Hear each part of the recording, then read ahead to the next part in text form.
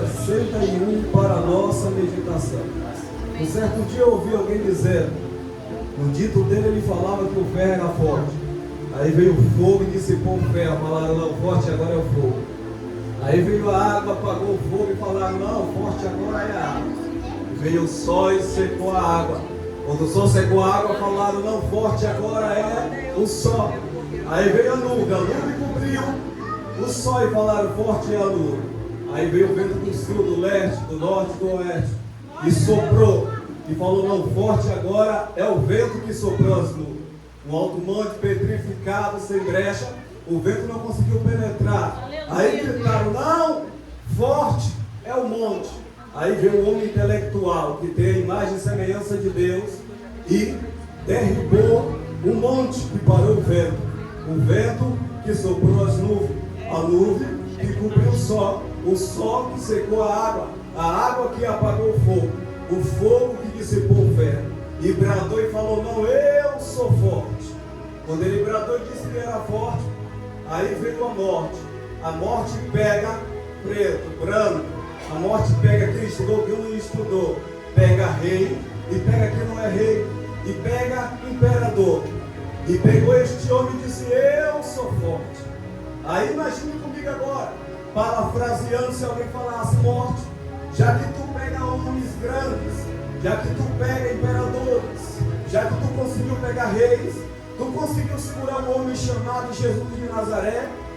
Imagine se fosse na Bahia, ele ia falar, ô chefe, deixa eu te falar um negócio que me contaram aí. Está escrito em Romanos capítulo número 6, versículo de número 23, que o salário do pecado é a morte. E na verdade este homem, ele entregou a vida dele, porque ele falou, ele levou sobre si os nossos pecados. Uma vez que ele não tinha pecado, se fez pecador por nós, e assim ele entregou o espírito dele à morte.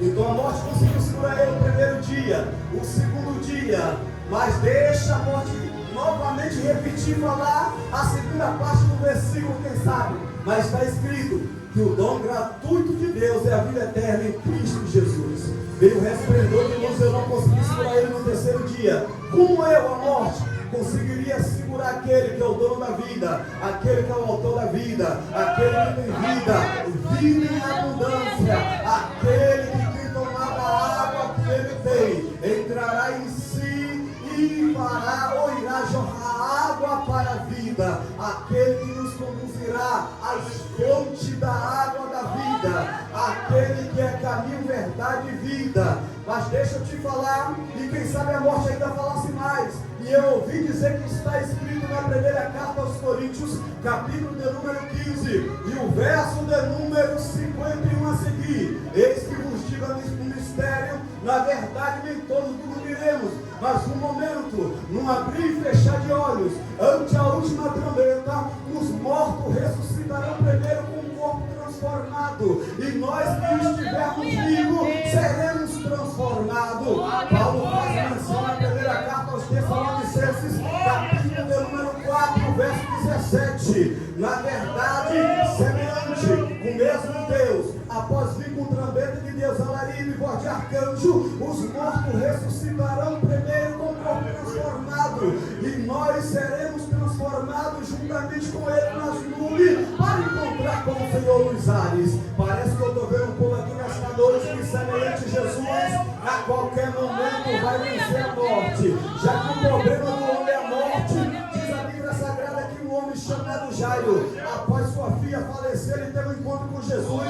Jesus entrou na casa dele e trouxe alegria porque a menina ressuscitou. Outro dia foi em um lugar chamado Naim, o cortejo fúnebre da tristeza. Ele parou o cortejo fúnebre e falou, mulher, não chora, porque ele é alegria. Tocou no esquife e diz a Bíblia Sagrada que o menino ressuscitou. Outro dia foi mais difícil, um pouco mais distante, em um lugar chamado Betânia. Diz a história que aproximadamente 4 dias ele falou, Lázaro sai para fora, e Lázaro ressuscitou. Eu estou entendendo nesta noite que tem projeto de Deus que está enterrado.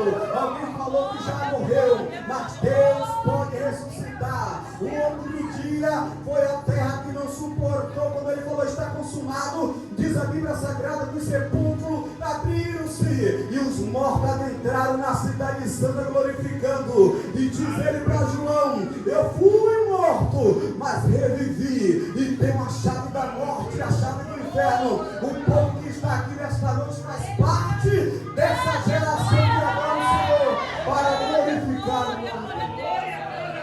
Isaías capítulo de número 61 está escrito: o Espírito do Senhor Deus está sobre mim, porque o Senhor me ungiu para pregar as boas novas aos pobres, enviou-me a restaurar os contritos de coração e a proclamar liberdade aos cativos e abertura de prisão aos presos.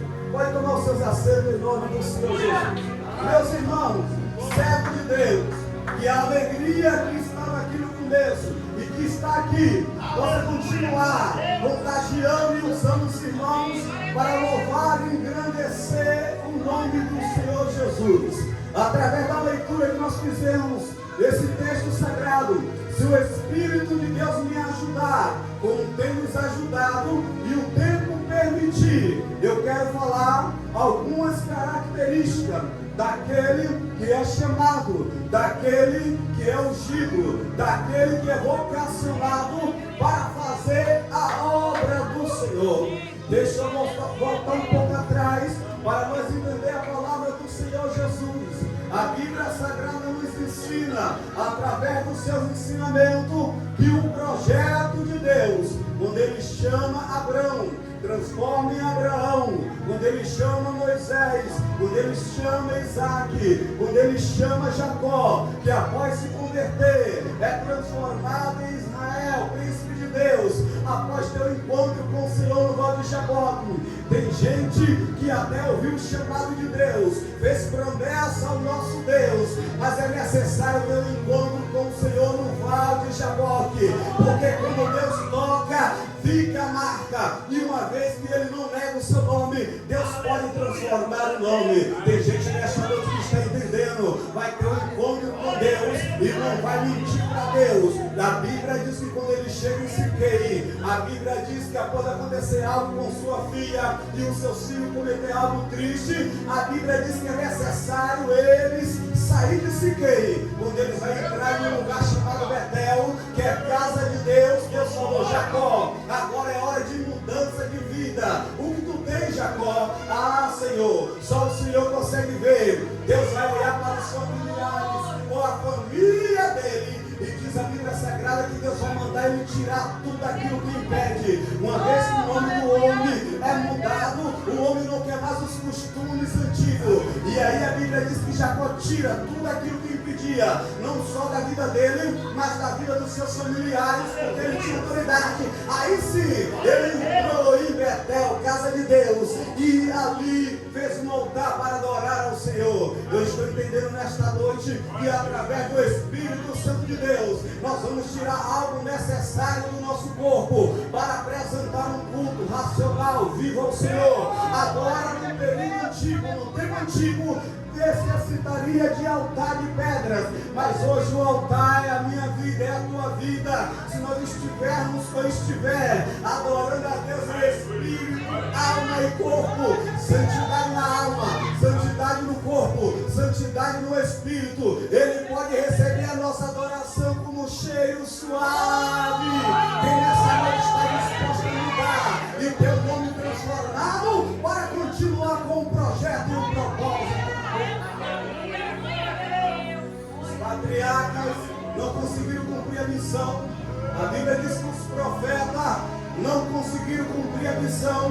No capítulo 1 do profeta Isaías, aproximadamente 700 anos antes de Cristo, ele recebe o chamado do Senhor. Quando ele recebe o chamado do Senhor, ele continua vendo a visão, e na visão e no entendimento da palavra de Deus, ele começa a descrever acerca dos animais, e ele chega a afirmar que o animal não tinha entendimento e o homem não tinha entendimento. Ele chega a dizer que o animal obedece aos seus senhores, aos seus donos, mas o homem não tinha conhecimento do Senhor. Ele faz um paralelo e ele chega a dizer que o que aconteceu ou que fez o homem ficar nessa situação é porque ele vê chagas no corpo corpo do homem. O pecado faz aquele que tem discernimento, aquele que tem o conhecimento, aquele que tem o entendimento, ficar cego no intelecto, cego no entendimento